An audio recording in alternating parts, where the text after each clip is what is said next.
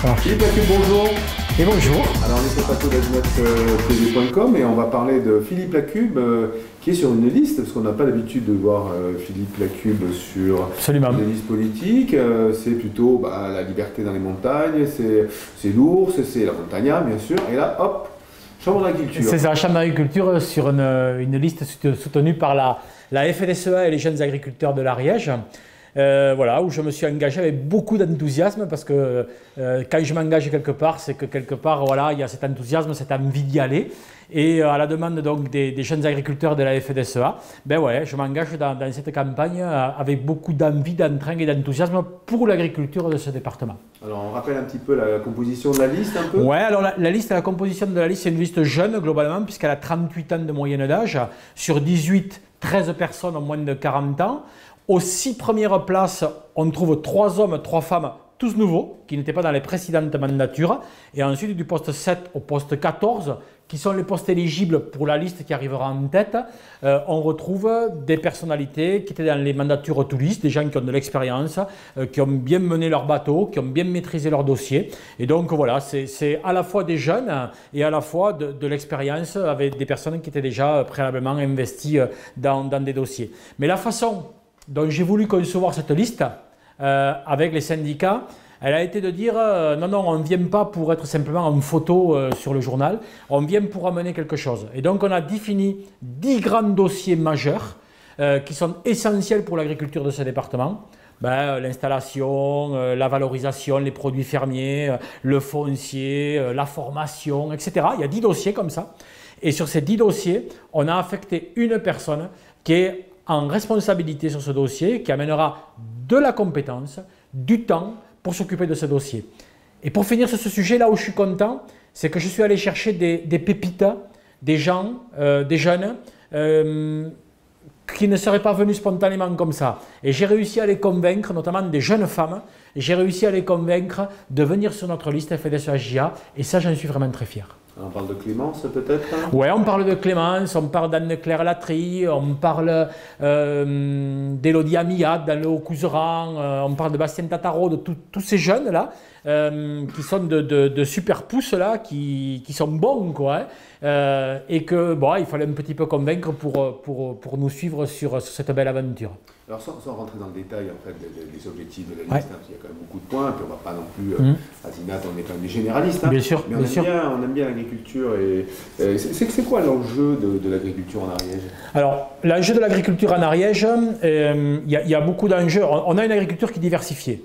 La montagne, les coteaux avec une zone de polyculture élevage et la zone de plaine qui est plus céréalière. Et dans notre objectif, c'est que tout le monde... Il faut faire avancer tout le monde. Voilà. Donc, sur le rôle de la Chambre d'agriculture, d'abord, c'est un conseil technique aux éleveurs, technico-économique aux agriculteurs, aux éleveurs, aux céréaliers, à tout le monde. Donc, on se doit d'amener ce service qui est important. Il y a une cinquantaine de techniciens qui sont sur le terrain et qui doivent amener du conseil technique, du conseil économique face à des grands enjeux. Ces grands enjeux, sur la plaine, c'est l'eau, par exemple, l'adduction du Touire, l'agrandissement de Montbel, qui pour nous est un enjeu majeur et qu'on défendra avec le conseil départemental bec et ongle. Qui, sur l'élevage, va être un conseil sur comment je travaille mieux, comment j'utilise mon temps. Une agriculture viable et vivable, c'est ce que nous voulons. Nous ne voulons pas des installations RSA, nous voulons des installations qui soient viables, mais aussi vivables pour un agriculteur. Donc il y a ce chapitre-là qui est vraiment accompagner les agriculteurs dans leur quotidien, pour que leur performance soit meilleure, simplement pour qu'ils vivent mieux. Ensuite, et au même niveau, il y a un volet communication.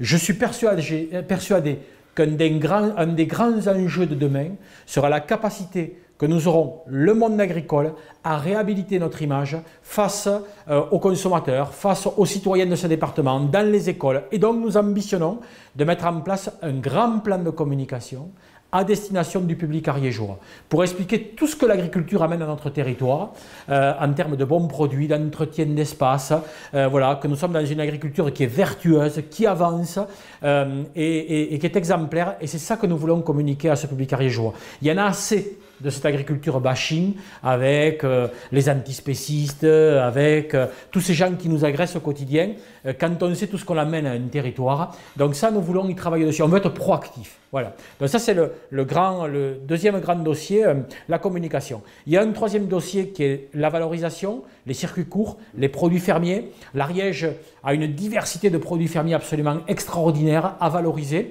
Et nous ambitionnons de créer une marque Ariège qui serait utilisée à la fois sur le marché ariégeois, mais à la fois dans un objectif également de développement touristique pour valoriser cette diversité de produits ariégeois. En Ariège, un constat, on n'a pas un super produit emblématique. On n'a pas un produit avec une marque AOC à développer. On est plutôt sur une diversité de produits. Voilà, c'est comme ça, c'est notre réalité. Donc l'idée, c'est comment on utilise cette diversité de produits pour porter le territoire, pour porter ces produits dans le territoire. Et pour générer éventuellement d'autres installations, pour d'autres ventes pour des producteurs fermiers. Donc c'est là-dedans que nous voulons nous situer. On sait l'attachement que j'ai au bon produit, à la valorisation. Donc c'est évidemment quelque chose sur lequel nous passerons beaucoup de notre énergie et de notre temps. Et enfin, il y a l'installation. Voilà. L'installation, c'est un petit peu l'enjeu, je dirais, qui est un petit peu convergent aux autres enjeux. Hein. On a beaucoup installé de jeunes agriculteurs ces dernières années en Ariège. On a été là-dessus assez exemplaire, 80 installations, je crois, l'année dernière. Donc il faut continuer là-dessus. Hein. La jeunesse, c'est l'avenir de ce métier. On peut être très satisfait de ça. Et donc, il faut aussi être dans cette dynamique d'installation viable et vivable. Voilà, avec, je rajouterai des dossiers où nous mettrons notre volonté politique en avant. J'ai parlé de l'eau, hein, de l'adduction du Douctour, de Montbel. Ouais, on sera là. Oui, l'irrigation, on y croit. Depuis la nuit des temps, les peuples qui ont irrigué sont les peuples qui se sont développés. Si on veut nourrir le monde de demain, il faut développer l'irrigation. Et on a ce magnifique château d'eau qui est les Pyrénées. Eh bien, il faut utiliser cette eau, pas pour faire de l'hyper-industriel, non, mais pour bien travailler. Voilà.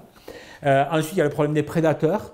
Dossier majeur si l'année, hein, avec l'ours, avec l'arrivée du loup, où là aussi, on connaît mon engagement là-dessus. Donc, on y sera sur ces dossiers plus à consonance politique, militante, on sera également là. Vous serez en face du gouvernement qui nous a introduit quelques ours, c'est ça alors? Ouais. Le gouvernement qui nous a introduit quelques ours.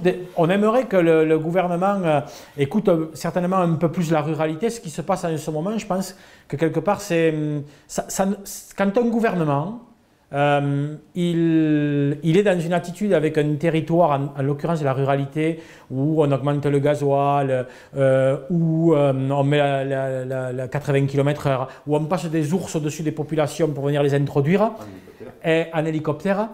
Quelque part, on fait fi de ces populations-là. C'est pas sain tout ça.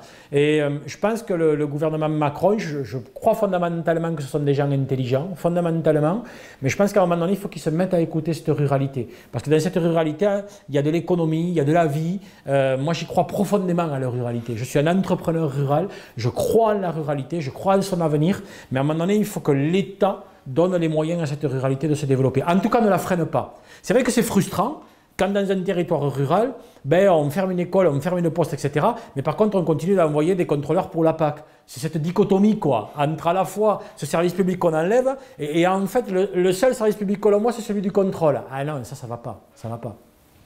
Alors, ces élections, c'est pour quand? Alors, ces élections, c'est pour la fin janvier. Donc avec deux listes concurrentes, à ma droite une liste coordination rurale, à ma gauche une liste confédération paysanne. Voilà, c'est la démocratie, les agriculteurs ariégeois voteront, projet contre projet, idée contre idée.